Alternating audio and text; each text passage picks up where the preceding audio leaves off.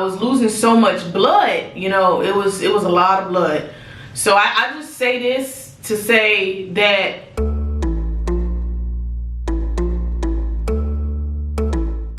what's up, you guys? It's your girl Talia, and I'm back again with another video. However, if you follow me on social media, Instagram, Facebook, Snapchat, all of that, then you recently know that I had surgery and I had a BBL procedure done. Basically what that is they take the fat from your stomach. Y'all know what a BBL is. They take the fat from your stomach, put it in your ass. Y'all know how that go. But anyway, I wanted to make a video because I know that it's plenty of other females and males that want to get surgery, but they don't know the procedure, how much it costs, and all of that stuff. So I just wanted to make a video explaining my experience of how everything went. Now this is my experience. Now my experience probably is different from other people, so I'm just speaking for myself. But I know a lot of people was asking me like, why did you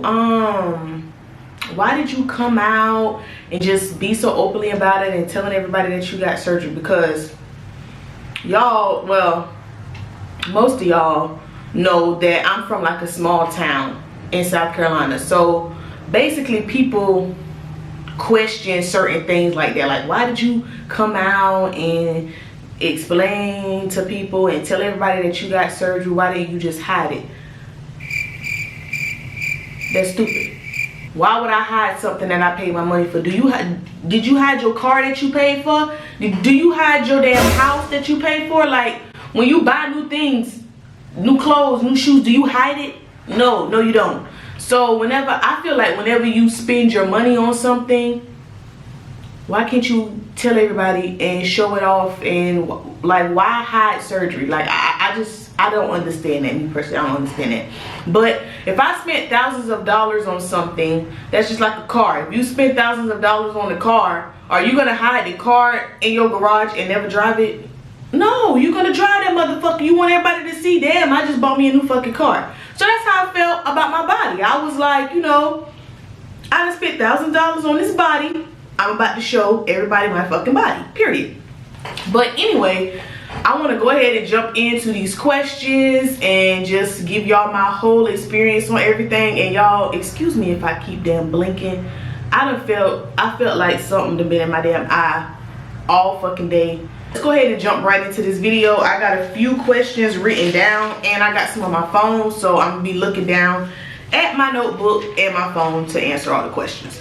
It's kind of all over the place, y'all, so excuse me if I'm all over the place, because these questions are all over the place and I didn't put them in no specific order.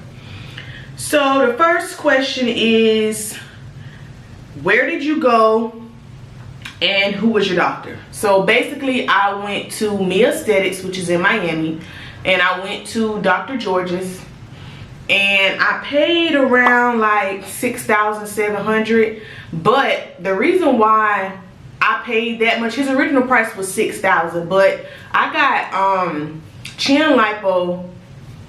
Don't get that because the shit wasn't, I'll talk about that later. But anyway, I got chin lipo, I got full back lipo, and then I got my BBL procedure. So those add-ons basically made the price go up to $6,500.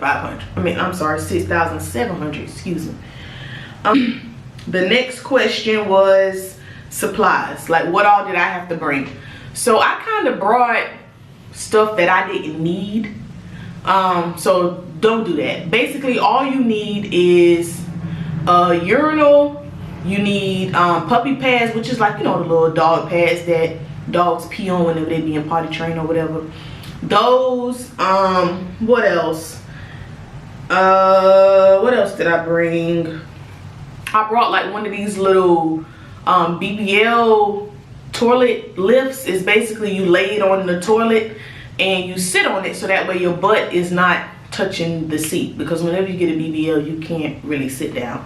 So I bought one of those. A shower curtain. Now you definitely are going to need a shower curtain or something thick to lay down on the bed, because if you're staying at like an Airbnb or a hotel or something, you are going to bleed a whole lot, and you don't want to have blood on them people's sheets and shit. Then whenever you get home, you looking at your card like, why the fuck they charging me this and this and this? Because you done got blood on the people's shit.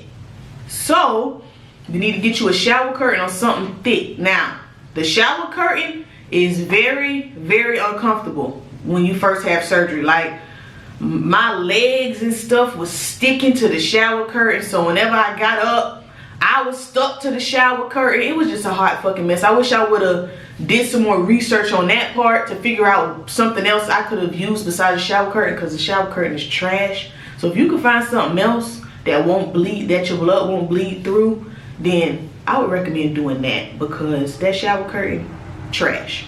But anyway, I brought my vitamins. What else I brought? I brought iron supplements. I brought like 3 or 4 nightgowns, so that way I could change into those nightgowns after surgery. Don't be packing no full pack of clothes. Don't be bringing no shorts, pants, none of that, tights, none of that stuff. Go to, if you have a local Roses around you, go to Roses and buy you some little gowns for $5. Take them with you, because that's basically all you're gonna be wearing. You ain't gonna be up there trying to look cute. So don't be packing no cute clothes and cute shoes and all of that. Don't be doing all of that. Now, I need slippers or some kind of slides or something like that. Massage rollers too. It's like it looks like one of those little rolling things that you cook with, but it's a massage roller. I got it off of Amazon. I brought one of those just to massage do self massages on myself while I was up there. And a lot of my sister actually went with me. She's a nurse, so she actually took off of work and she went with me. So she brought a lot of things too, and since she's a nurse, she knew, you know, what would work best. I think she brought some gauze and stuff like that just to keep me wrapped up and stuff like that. But that was basically it. I really didn't pack a lot of stuff, y'all. So just to go back over everything, I brought a urinal, some nightgowns, my vitamins, my vitamin C, iron supplements, a massage roller, puppy pads, slippers. I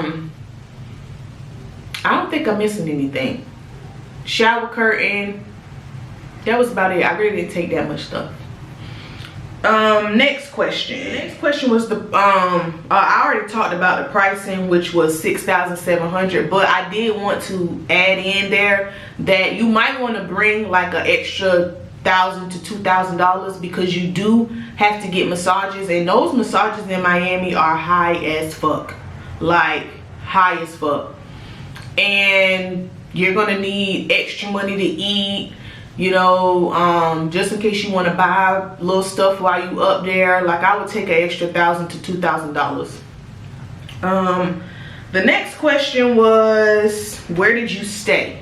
So I didn't feel comfortable with staying in a recovery house, and I was just, I don't know, I was kind of skeptical, because a lot of rumors that I heard about the recovery houses about how they don't get treated properly, you know, people be stealing their medicine and just all type of dumb shit. So I didn't want to stay at a recovery house.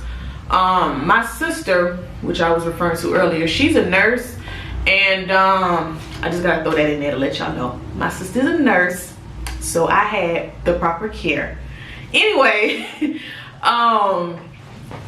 ooh, my phone almost fell. She has like, her and her husband, they have this little timeshare thing, and y'all know what a timeshare is. And she basically used that so that way I wouldn't have to pay for a room. So that helped a lot, a whole lot. So I basically didn't have to pay for a hotel or Airbnb or anything like that. But I did stay in a nice hotel. I'll put the clip up here just to let y'all see how the hotel looks. So this is the kitchen. So my sister will be able to cook for me and stuff, because she's gonna be my nurse while I'm getting my surgery. And this is the living room. And this is where I will be sleeping. And I got my own little TV right here. Got a nice little view over here. It had a kitchen. You know, I had 2 big nice beds, washing machine and dryer, which was very helpful because I had to keep washing that faja in my gowns and stuff like that. So I was glad we had a washing machine and dryer. Like, it was basically like an Airbnb. It was just in a hotel, basically what it was. But yeah, that's where I stayed. And as far as transportation, I got a rental car, and oh god, the rental car was a hot ass mess. Please make sure that you never ever get a fucking rental car from Thrifty Rentals. They are full of fucking shit. All right, next topic, the experience. So the overall experience, I'm gonna go through from start to finish. I'm gonna talk about the day that I got to Me Aesthetics, the procedure, and all of that. So I had my surgery on July the 19th. I got there, I want to say around about 8 o'clock. I got there. I filled out some paperwork. I sat in the waiting room. Once they took me back from the waiting room, I went to get measured, and they did my weight and did all of that stuff. And my BMI was a little high. It was 34 the day of surgery. It was, no, I take that back, I'm sorry. It was 33 the day of surgery. It was 33. I did lose a lot of weight before surgery. Before surgery, I was weighing about 232. And the day of surgery, I was about 213, 214, something around there. I was around that weight whenever the day of surgery, because I didn't want to get denied. So I was trying to work out and eat right as much as possible. But my BMI was about a 33. After they checked everything, the doctor came in. I showed him some pictures on my phone, and I'm gonna show y'all the picture. Well, I'll leave it on the screen for y'all. I'm gonna show y'all my wish picture that I showed him. And he was very honest. That's one thing about Dr.Giorgis, like, he's going to be 100% honest with you. And as I stated before, I'm gonna post my before and after pictures up here. But I had a really big stomach, and I did not realize how big my stomach was until I started going back and looking at my before pictures. Like, my stomach was really big. And he was straightforward with me, and he told me, you know, you might have to come back for a second round because your stomach is big. He didn't say it like that, but that's basically what he was saying. And, you know, I agreed with him because, I mean, I knew that I had gained a lot of weight, and I knew my stomach was big. So the wish picture that I showed him, he was like, I can try to get you to that look as much as possible. Okay, so if you guys could see, like, look at my before and after pictures. Like, my stomach was really big in the before pictures. Like, you could see the rolls in my back. Like, he took all of that out. He took my stomach down, and you can see, especially in this picture right here, like, look how big my stomach was. Like, it was really, really big. And if you look at my after pictures, you can see the difference. So, like, he did a really good job. But anyway, he came in, he marked me up, he told me that I had really, really tight skin. And basically, whenever you have tight skin, it's kind of hard to put fat in your butt if you have tight skin. And basically, that's what he was telling me. He was like, I can't give you that much hips and that much butt because you have tight skin. So I was like, oh god, I'm gonna have a damn little butt. It's gonna look like I didn't have anything done. So I was kind of nervous about that. I honestly wanted to damn walk out and leave, but I had to pay my money and everything. So I was just like, you know what, I'm gonna go ahead with it. Something just kept telling me to go ahead with it. So he marked me up.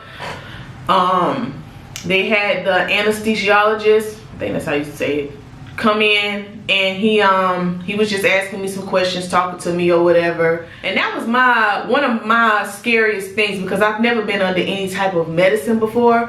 So I was like, what if I don't wake up? I'm scared. you know, that type of thing, because I never been put to sleep before. So I was just like, Lord, if I get put to sleep and I don't wake up, all because I want some damn surgery. But anyway, it felt like it was so quick. Like, I woke up, it just felt like I took a 2-minute nap. Literally, it felt like I was asleep for 2 minutes, and then I woke up and my procedure was done. So whenever I woke up, I was just kind of out of it. I was groaning. I heard myself like, I heard myself doing that.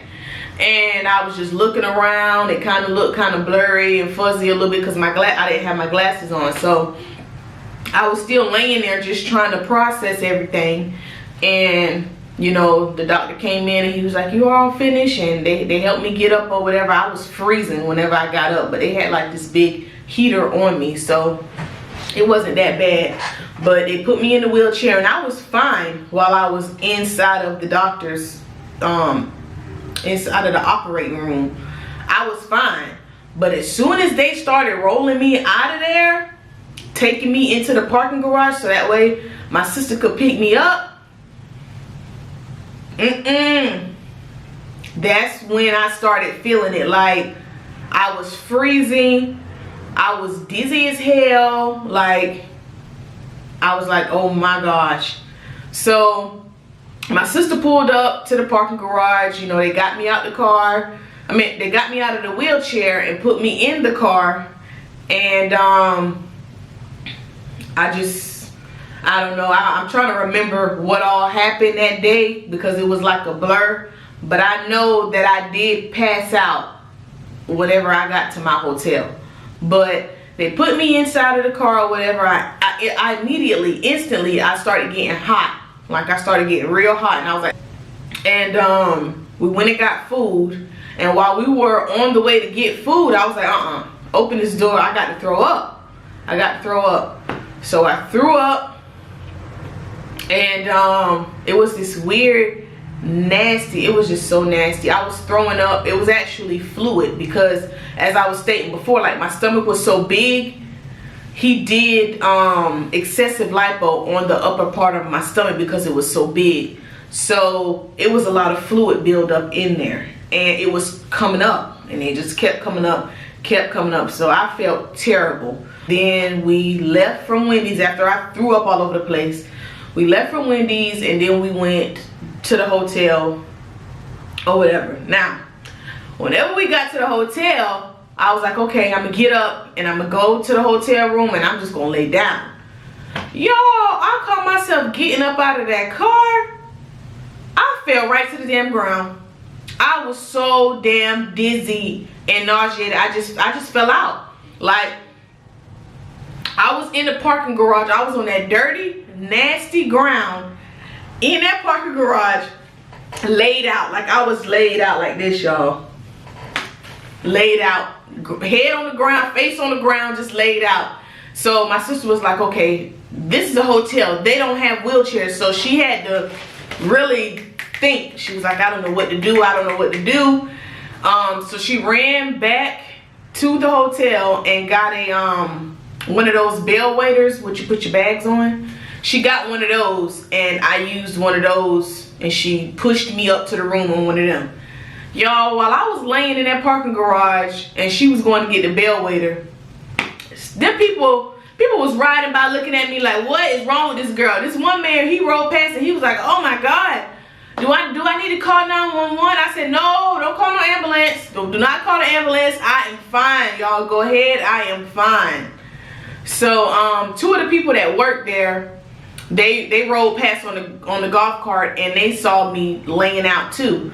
And they was like, well, we'll sit here and wait until your sister gets back, you know, just to make sure everything is fine and okay or whatever. So, they sat there with me until my sister got back. And then when she got back, she put me on the bellwether, pushed me up. That girl's strong as hell. But whenever I got to the damn room, passed out again. I was losing so much blood, you know, it was a lot of blood. So I just say this to say that if you need to take somebody with you who really knows how to handle stuff like that and who knows what they're doing, and not just, you know, your friend that you party with at the club, or, you know, even your boyfriend. You know, I honestly don't think that my boyfriend would have been able to handle all of that.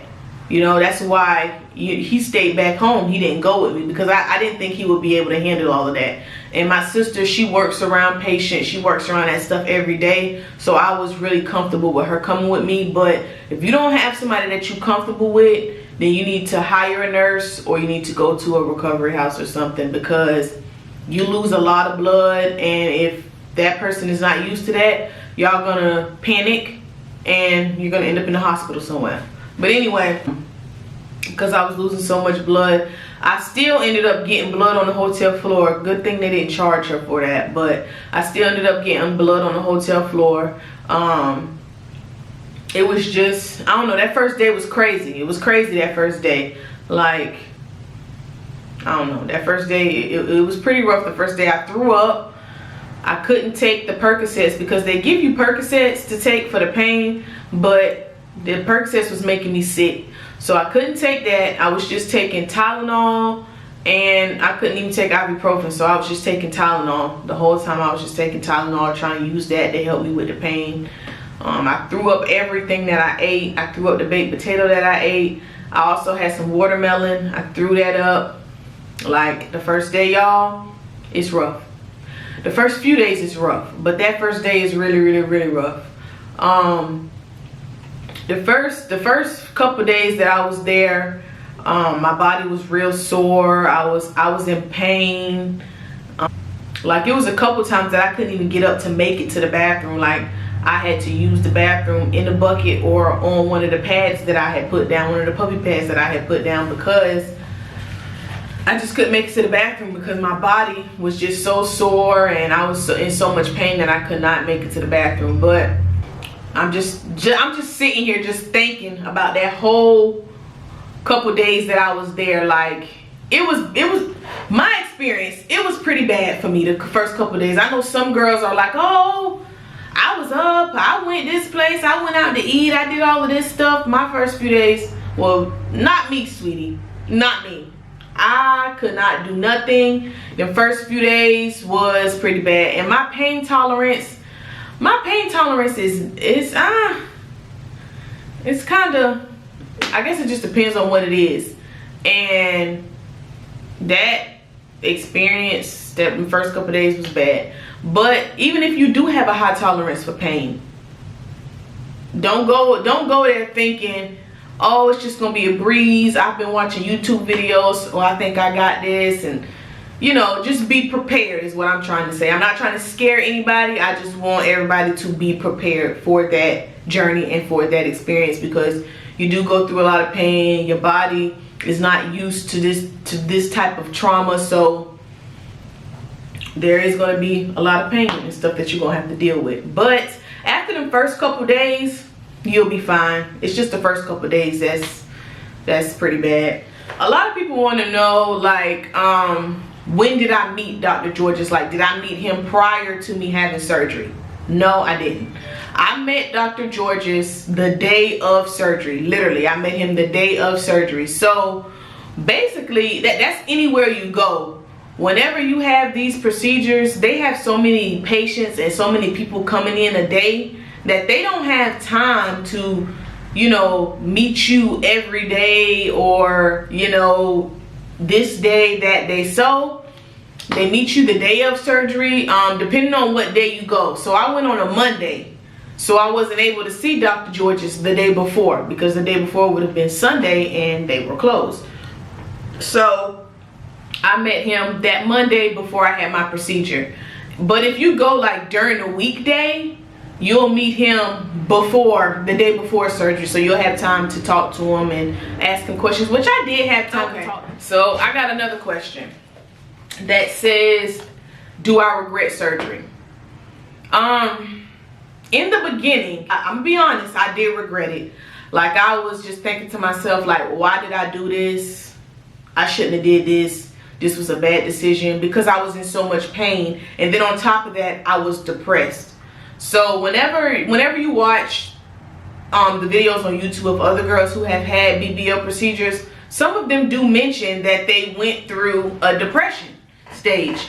And I did go through that stage those couple days. Even when I got home, I did go through a depressed stage because you're in the house the whole time. You know, your body is still swollen, so you're not looking at the results that you thought you was gonna have, and you're in pain. You can't do nothing really. I couldn't even wipe my own ass for the first couple days. I could not wipe my own ass. But you can't really do anything. So it puts you in a depressed stage, especially if you're an independent person who likes to do everything on their own. And that's me. I like to do everything on my own. So me being helpless and not being able to do nothing, it put me in a depressed stage. So I was depressed for the first 2 weeks. I was depressed, and I was wishing that I never got the surgery. And I even cried a couple days. I was just like, you know, I shouldn't have did this. But my sister, she did coach me, and she talked to me, and she was like, you know, this is what you wanted. You know, you got the body that you want. It's going to be okay. And she told me, you know, because I was laying in the bed depressed, she was like, get up. She forced me to get up. Are you satisfied with your results? So with that question, however, I am satisfied with my results. In my mind, I was thinking that my stomach was going to be like completely flat, and I was gonna have this big fat ass. That's what I thought. But because my stomach was so big, and he told me that I needed around 2, my stomach is not completely flat. It's not flat, so I will need to go back for around 2 if I want my stomach to be completely flat. Or maybe if I, you know, keep exercising and keep working out and wearing my proper garments that I have to wear, my stomach will be completely flat. Which it does not look bad with my shape. Like the way he shaped my ass, it fits with my body. But it fit my body. So my butt, it's not really huge. Like I look really natural. So I'm glad about that. Like I'm glad I didn't have this big ass and these big wide hips and stuff like that. I'm kind of glad that he shaped me the way he did. And like I told y'all before, I'm gonna put the picture up, my wish pic that I showed him. I'm gonna put that up, and I'm gonna also show y'all before and after I'm gonna also show y'all before and after pictures of my surgery. But to answer y'all question, am I satisfied with my results? Yes, I am satisfied with my results. What was the hardest part on your mental through the whole process? I'm trying to think, because I kind of answered this question already, but like the hardest part for me mentally was just like processing just like everything that happened. Like as I told y'all, I did get depressed about the whole situation. And even after, when I got home and stuff like that, I was still depressed. So the hardest part on my mental was just not being able to do anything. Still looking in the mirror and just not being confident in my results, just not trusting the process in the beginning. So it was just throwing me into a depressing stage, and I couldn't go outside. And the people that know me know that I go out. Like I go out to eat, I go to the movies, I do stuff. I don't like being in the house. So when I'm confined to the house 24/7 all day, every day, during that surgery process, I started to get depressed. And then on top of that, I like to get my hair done, I like to get my nails done, I like to get my feet done. So not being able to do none of that stuff, not being able to look cute like I usually do, I could not get my hair done. That was the biggest thing for me. Like, bitch, I can't get my fucking hair done? Like, hell no, this ain't it. But after those first couple weeks, I was fine.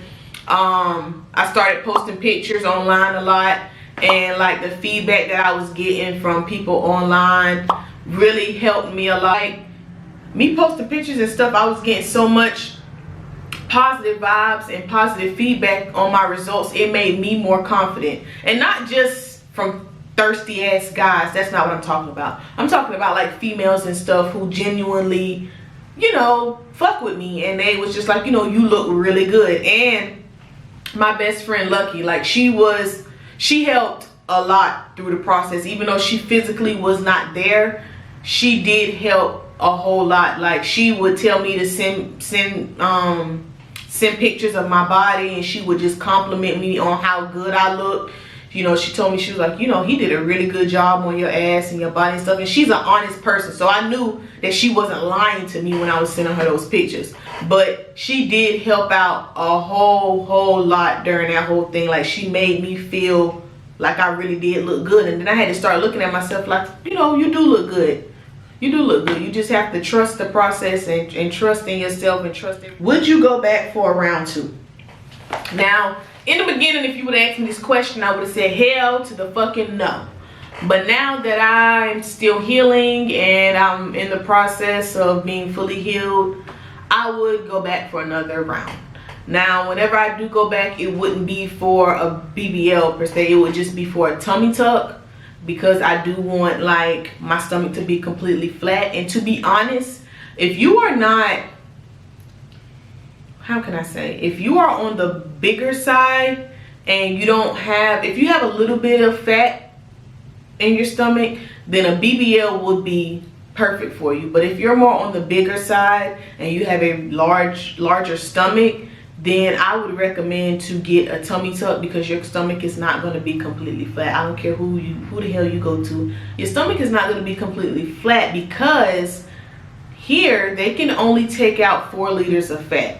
Now, if you go to DR or Colombia or Mexico or something like that, they can take out more fat. But I would go back for round 2, but it wouldn't be down here. I would probably go to somewhere else, like Colombia or DR or something like that. I also just want to say, if you want to get surgery, go get surgery. Don't listen to people saying, oh, you look fine just the way you are, this and that. Surgery can't, I mean, not surgery. Some people say, oh, you can just work out, you can lose weight from working out. First of all, it takes forever to lose weight from working out. Second, working out ain't gonna give me no ass. So, I'm working out for what? You can work out after you get surgery to maintain your results, but working out is gonna take forever, and working out does not help me get a fat ass. So don't listen to people when they tell you that. Don't listen to your boyfriend, your mama, your brother, your sister, whatever. If you want to get surgery, go do it for you, for yourself, for your confidence. Or if you want to get your body done to do whatever you want to do, modeling, whatever, do it. Don't listen to what nobody got to say. Do what you want to do.